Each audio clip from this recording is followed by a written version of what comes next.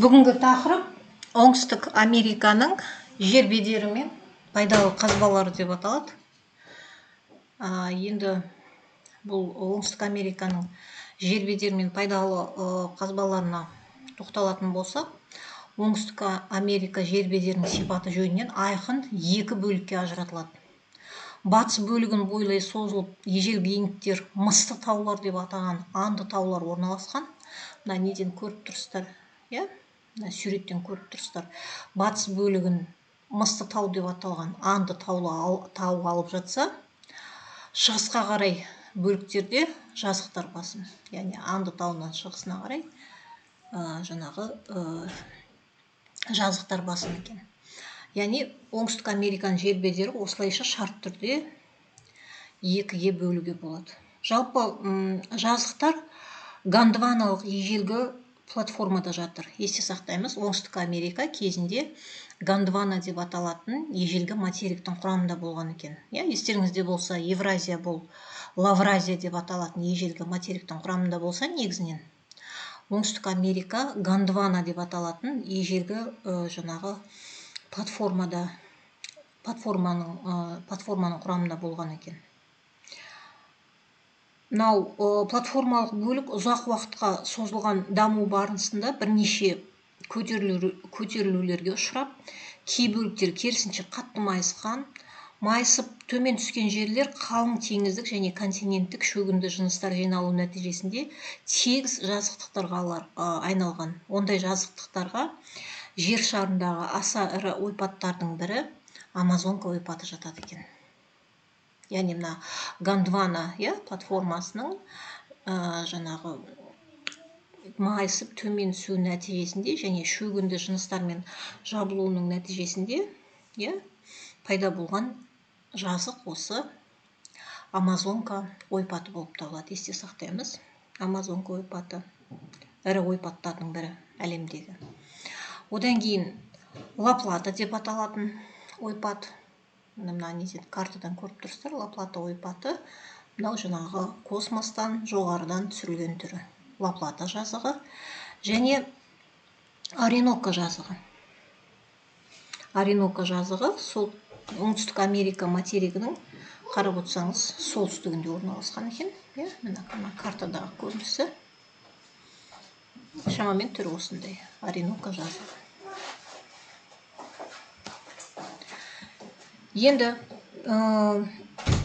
жазықтар аралығында платформа қалқандарының сәйкес келуі бұл жерде үстірттердің пайда болуына әсер еткен екен. Гвиана, Бразилия таулы үстірттер орналасқан екен.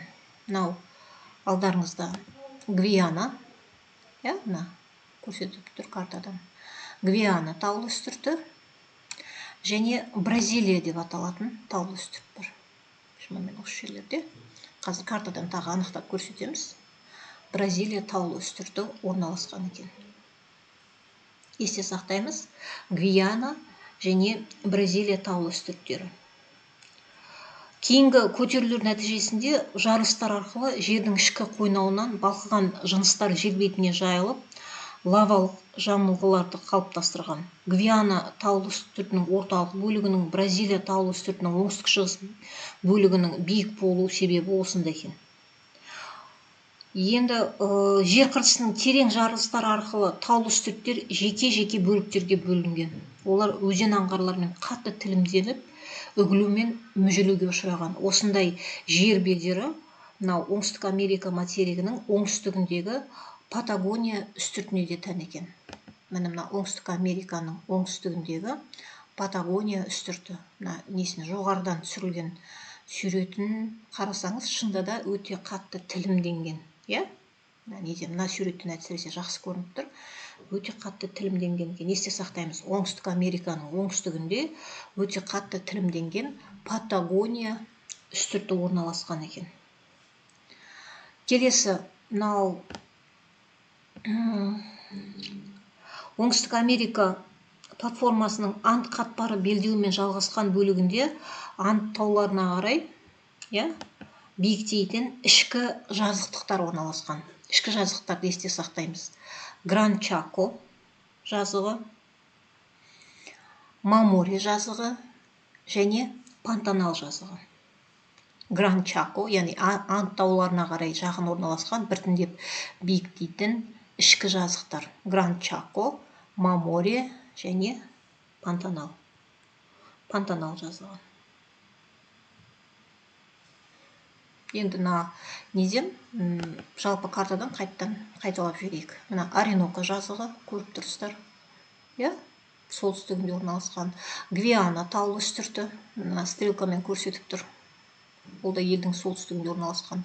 Ең ірі ойпат, әлемдегі ең ірі ойпаттардың бірі Амазонка ойпаты. Неден стрелка көрсетіп тұр. Бразилия таулы үстірті, мына стрелканы көріп тұрған қоңырқай түс. Мраморе жазығы, Анды тауына көтерілер тұста. Пантанал жазығы, ол да осы Анды тауына көтерілер тұста. Гранд Чако жазығы, Ла Плата жазығы және елдің оңтүстігіндегі Патагония үстірті. Міне, оңтүстік Американың жер бедері осындай екен. Яғни жер бедерінде осындай жазықтар, осындай үстірттер бар екен. Аттарын және орналасу жерін есте сақтаймыз.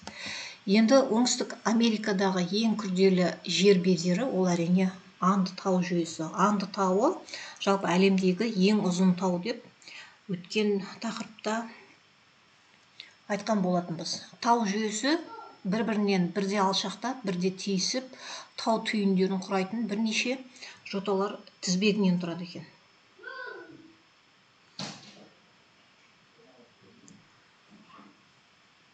Және бұл Анды тауының ең биік нүктесі Аконкагуа шыңы.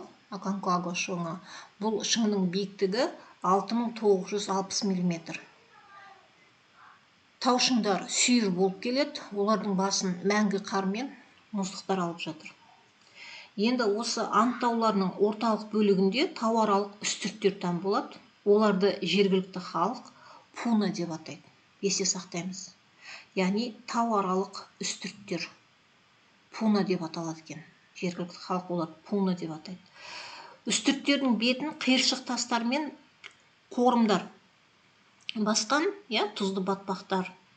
Осы тұзды батпақтарды Саларис деп атайды екен. Есте сақтаймыз, Саларис. Жалпы Анд тау жүйесі екі литосфералық плитаның түйісу аймағында орналасқан жас қатпарлы тауға жатады. Мұнда тау түзілу процесі әлі де жүріп жатыр. Және жер сілкінулерде бір 10-15 жылда қайталанып тұрады екен. Мысалға 1970 жылы Перуде болған жер сілкіну кезінде 70 мың адам қаза тауып, 600 мыңнан астам адам баспанасыз қалған екен. Яғни Анды тауында да жер сілкінісі 10-15 жыл сайын болып тұрады екен. Яғни Анды тауы бұл жас тау, есте сақтаймыз, жас тау әлі де түзілу процесінде екен. Сондықтан 10-15 жыл сайын жаңағы ірі жер сілкіністер қайталанып тұрады. Енді оңтүстік Американың пайдалы қазбаларына келетін болсақ, оңтүстік Американың ойпаттарында, стрелка көрсетіп тұрған жасыл түсті ойпаттарда мұнай, табиғи газ, тас көмірдің ірі кен орындары бар екен. Ал шығыстағы таулы үстірттердің қойнауларында, шығыстағы, көрсетіп тұр стрелкамен, шығыстағы таулы үстірттердің қойнауларында темір, марганец, уран кендері, никель, алмас пен алтынның, алюминий, шикізаты, бокситтің қорлары сақталып көп кездеседі екен. Ал енді мына Анд тауының өзіне келетін болсақ, бұл Анд тауларында жарылыстар бойымен магманың сыртқа төгілуінен пайда болған мыс, қалайы, қорғасын, мырыш, күміс кен орындары мен асыл тастарының аса бай көздері кездеседі екен. Және Боливия жеріндегі, қате кеткен,